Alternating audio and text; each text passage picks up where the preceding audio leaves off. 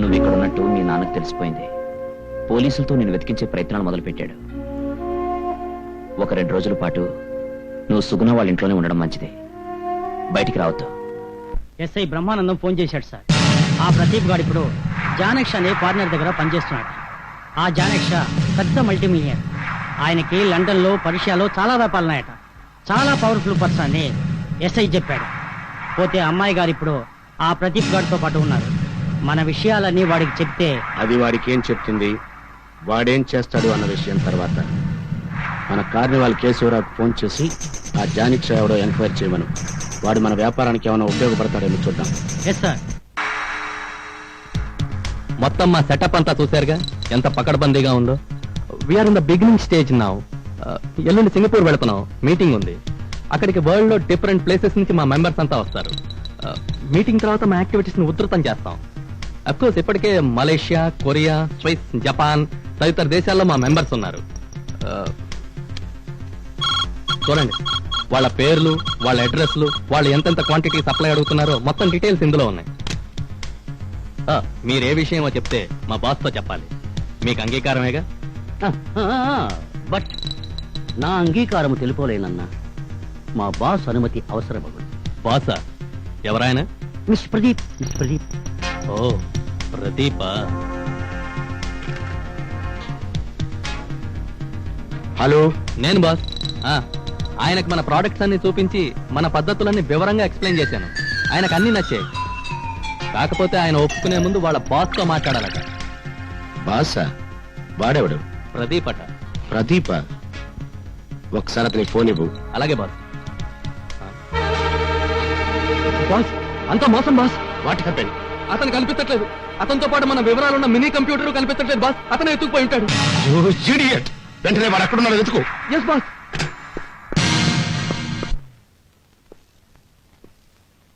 జానక్ష, ఎక్కడికి వెళ్ళావు? ప్రదీప్ నేను చాలా సార్లు అడిగాడు తెలుసా? బాస్ ఎచ్చట. అబ్బా, వాళ్ళు లోపల పడుకున్నారు కానీ ఇంతకీ నువ్వు ఎక్కడికి వెళ్ళావని అడుగుతున్నా.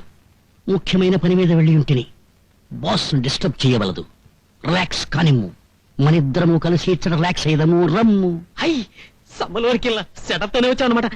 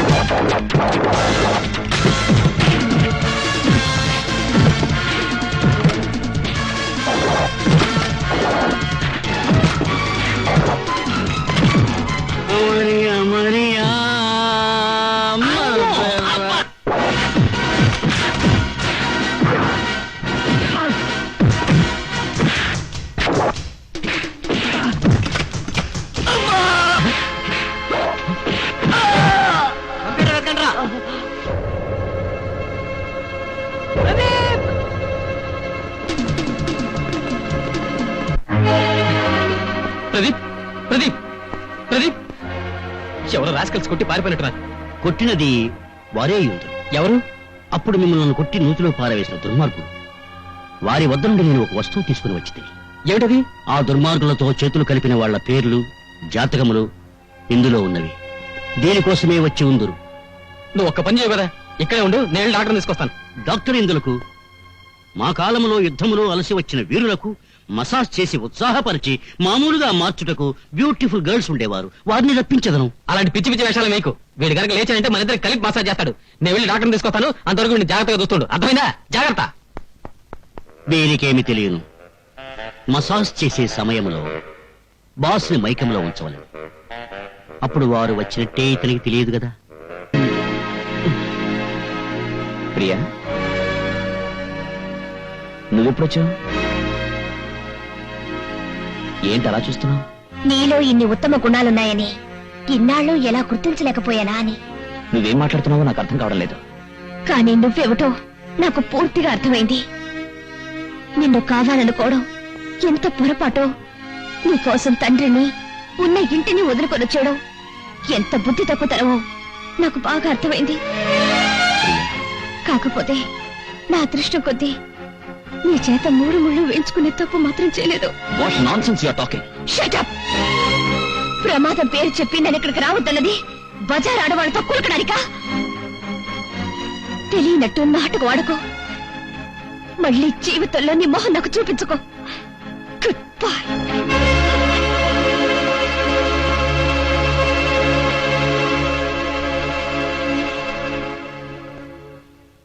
అది కాదురా రాజు, అసలు నేనేం చేశానని ప్రియాల మాట్లాడుతోంది? ఆ దోషము నాది. ఇంతటి గొడవ జరుగునని తెలియక నేనొక తప్పు చేసి తిని. తప్ప?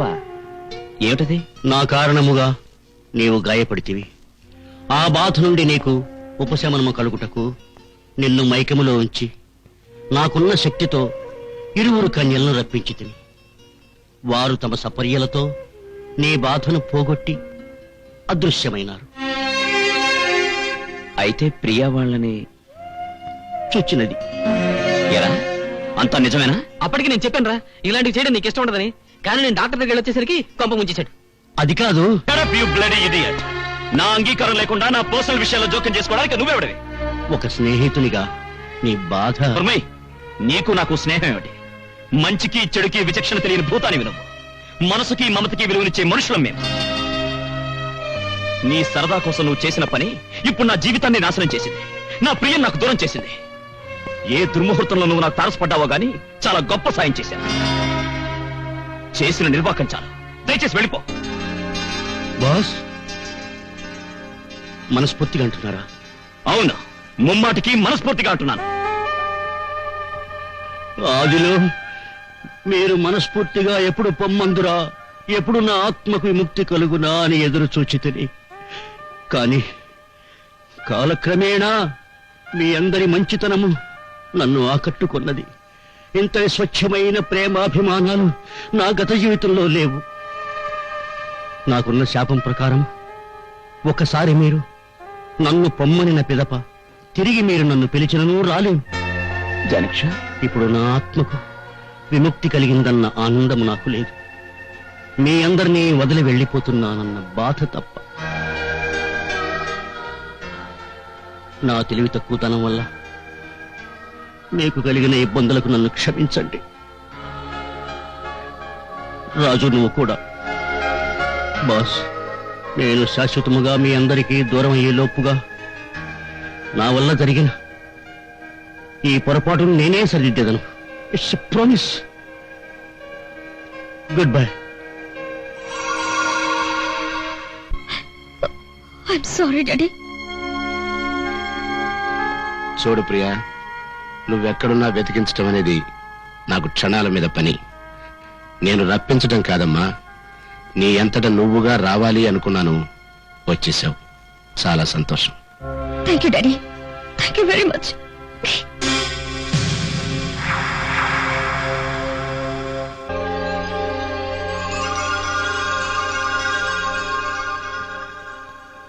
బాలిక, నువ్వా? ఏనాడైతే నీ దగ్గర ఉద్యోగంలో చేరాడో ఆ రోజు నుంచి అతను పూర్తిగా మారిపోయాడు. ఇలాంటి పాడు పనులకు అలవాటు పడ్డాడు. చూడు, నేను అతనికి బాసుని కాను. నిజానికి నేనొక భూతమును. ఒకనాటి బ్రిటిష్ జనరల్ని. ఒక మహానుభావుని శాపము వలన నా ఆత్మ బంధింపబడినది. ఆ విధముగా నేను అతనికి బాసుగా పిలువబడుతూ తోడుగా ఉండసాగాను. ఒకనాడు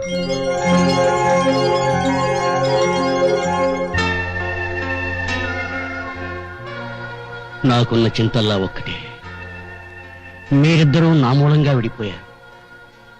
త్వరలో మీరు కలుసుకోవాలని నా ఆశ.